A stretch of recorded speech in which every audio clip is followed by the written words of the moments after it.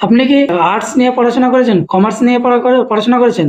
তাহলে কোনো চিন্তা নেই। জিএনএম এএনএম করার জন্য মিনিমাম কোয়ালিফিকেশন 10+2 হতে হবে।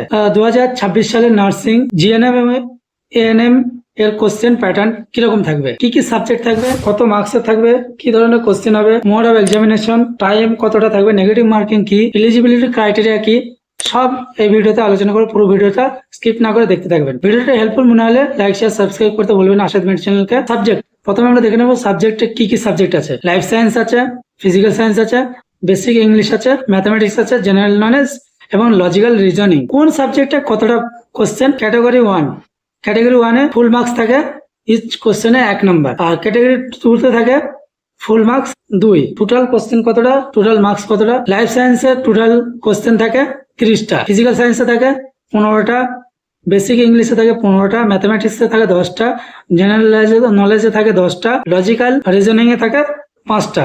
তাহলে total number of question category 1-এ 85টা, ক্যাটাগরি 2-তে লাইফ সায়েন্সে থাকে 10টা কোশ্চেন আর ফিজিক্যাল সায়েন্সে থাকে 5টা কোশ্চেন।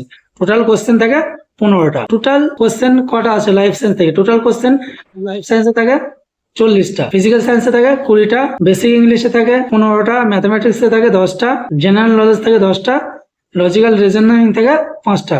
তাহলে টোটাল নাম্বার অফ কোশ্চেন হলো আমাদের 100টা। টোটাল মার্কস কতটা?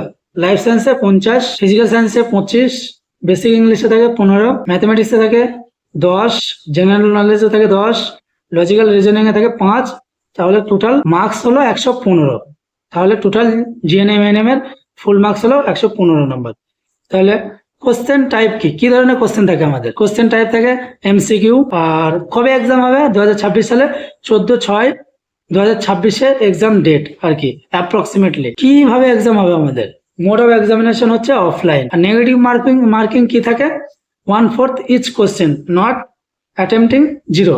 মানে আপনি যদি কোনো কোশ্চেন অ্যাটেন্ড না করে থাকেন তার জন্য 0 মার্কস থাকবে, কিন্তু একটা কোশ্চেন ভুল হলে আপনার নেগেটিভ মার্ক থাকবে। কতক্ষণ টাইম আমাদের? 1.5 ঘন্টা টাইম দেওয়া থাকে। টোটাল 100টা কোশ্চেন 115 নাম্বার কোশ্চেন থাকে, তাহলে 1.5 ঘন্টা টাইম। এলিজিবিলিটি ক্রাইটেরিয়া কি? এএনএম এর এলিজিবিলিটি ক্রাইটেরিয়া, জিএনএম এর এলিজিবিলিটি ক্রাইটেরিয়া। জেন্ডার, এএনএম শুধু মহিলারা দিতে পারবে, ফিমেল ক্যান্ডিডেট, আর জিএনএম মেল এবং ফিমেল দুজনেই দিতে পারবে। Maximum age limit, no upper age limit, বলতে গেলে কোনো বয়সের সীমা নেই উপরের। আপনার মিনিমাম বয়স হচ্ছে 18 থেকে ম্যাক্সিমাম কোনো এজ লিমিট নেই। জিএনএম এ এখানেও কোনো এজ লিমিট নেই। আপনি যদি ওয়েস্ট বেঙ্গলের রেসিডেন্স হয়ে থাকেন তবে এই পরীক্ষা দিতে পারবেন। ল্যাঙ্গুয়েজ বেঙ্গলি ও নেপালি হতে পারে। জিএনএম এর ক্ষেত্রেও ওই সেম, বেঙ্গলি ও নেপালি। এডুকেশনাল কোয়ালিফিকেশন কতটা দরকার আমার? 10+2 এনি স্ট্রিম। জিএনএম ক্ষেত্রে 10+2 এনি স্ট্রিম।